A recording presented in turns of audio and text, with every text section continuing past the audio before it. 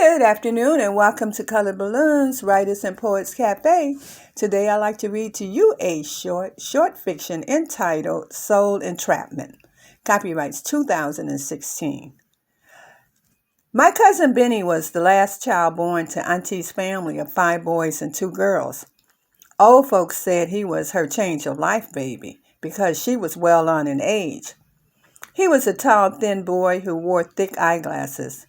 And we all teased him and called his glasses pop bottles.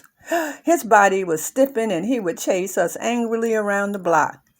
Benny had a head full of unruly curly black hair, matching his dark eyes and dark skin.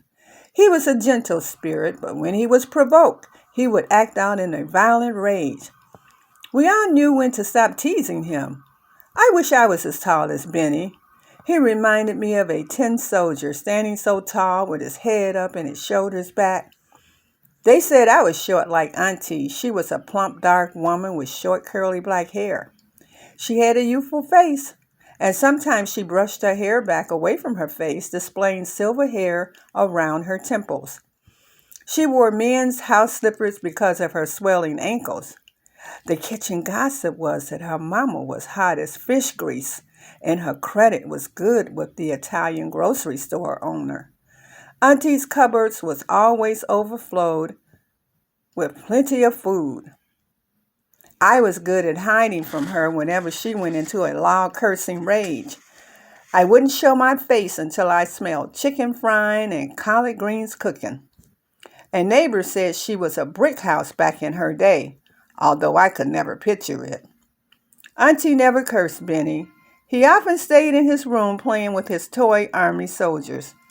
I watched as he patiently counted every one and placed them in a straight line.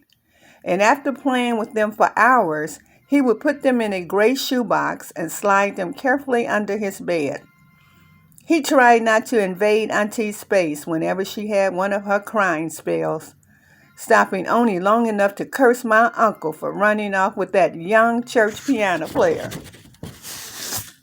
We never cared much for him anyway. He was Auntie's second husband, and after a few beers, he would deny Benny as being his son.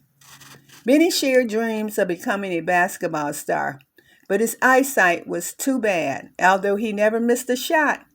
I could never play because of my asthma. They called me Drippy because of my runny nose. I couldn't catch a ball, but I sure could catch a cold. And whenever we would sleep over, I would help Benny hide his wet underwear before Auntie and the others teased him. His ebony eyes told me he was thankful. And when he entered high school, Benny was quickly diagnosed with attention deficit hyperactivity disorder, ADHD. And if it bothered him, he didn't show it because he hid his feelings behind his collection of Marvel comic books. I remember on one afternoon he was harassed by the school bully, and the principal called Auntie to inform her that Benny was being suspended for 3 days. They reported that he had fought back, and it took 3 teachers to pry his hands from around the bully's throat. Soon after graduation, the old Italian secured Benny a job as a security guard at the neighborhood hardware store. He wore his gray uniform with pride and quickly learned the value of a savings account. He was able to purchase a used car and rent a studio apartment. Auntie was concerned that he was falling for a roundabout town girl. The old folks said that hussy introduced him to the nightlife. Benny started drinking heavily and missed days at work. He lost his job and couldn't pay his rent. Reluctantly, he moved back in with Auntie. She was so happy because she never wanted to become a lonely old woman. I was 23 years old when they found him curled up in the corner on the back porch. His toy army men were lying perfectly straight next to him. They said he had been secretly drinking cleaning solutions. Auntie raved. That depression medicine didn't do no good. She cursed. He was never the same after messing with that hussy. And Benny didn't reveal to Auntie about his reoccurring excruciating headaches. I rushed home for the funeral. Auntie took his death very hard. She had lost weight and her silver-coated hair added years to her age. The fight in her eyes was gone. Benny never had an insurance policy. The old Italian paid for an expensive silver casket, and we all dressed him in a pinstripe gray suit. The little church seemed larger than usual, and only a small group of family members came to show their respects. I walked slowly over to the casket. He looked quite handsome.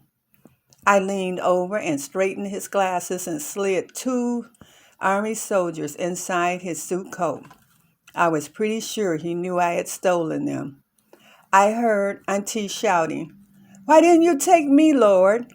And turning around, I went back to my seat next to her and tried to find some comforting words. I gently took her limp hand and held it tightly, hoping to relieve the pain of losing a child. She placed her head on my shoulder, and I felt as tall as Benny.